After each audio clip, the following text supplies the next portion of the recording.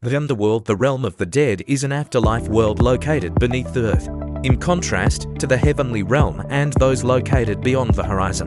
The concept of the Underworld varies across the mythologies of different peoples. Common features of some myths about the Underworld include stories of living people embarking on journeys to the Underworld, often with the aim of accomplishing a heroic feat. The entry of souls into the Underworld requires the proper observance of ceremonies. For example, in the ancient Greek story of the recently deceased Patroclus, who haunts Achilles until his body is properly buried. For this purpose, people of social status were dressed and equipped to better navigate the Underworld.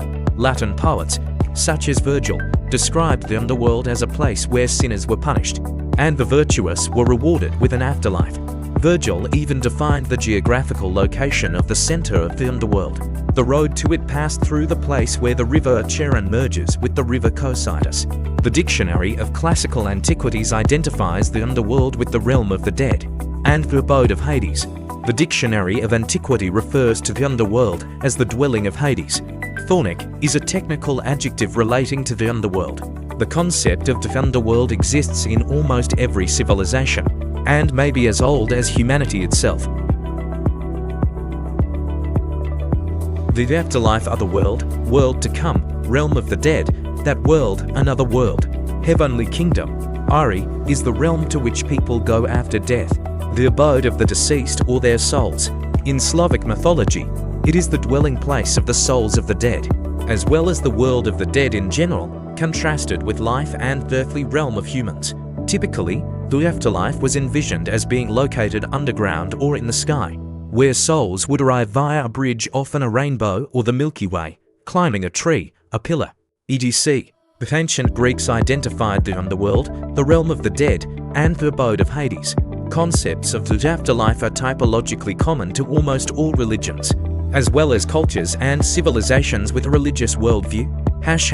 In traditional religions, in the earliest religious systems recorded in written sources, the afterlife represents an undifferentiated gloomy realm devoid of sunlight and joy, most often situated in the lower tier of a three-tiered world: heavenly, earthly, underworld. Tabooed for naming and referred to euphemistically. Examples include Kigal, literally great land, great place, or Ka, literally mountain, mountainous country, although conceived in the lower world in Sumerian culture, and their counterparts, Asitu land or Kanuji, land of no return, borrowed from Sumerian in Akkadian culture, the dark, deep, and endless duet in Egyptian religious beliefs, the Greek Hades, or Hades, invisible, unseen, and the ancient Hebrew biblical Sheol. The earliest concepts of the afterlife do not carry any ethical differentiation.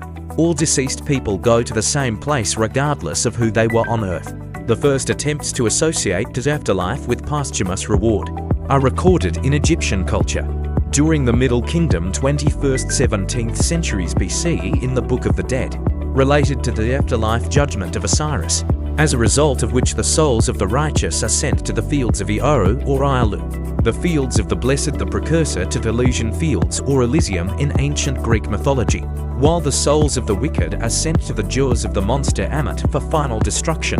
A similar differentiation is observed later in ancient Greek beliefs. Earlier versions depict Tartarus as a joyless final resting place for all deceased, where the souls of those who did not anger the gods wander in Elysium, while sinners are punished but remain in the same Hades.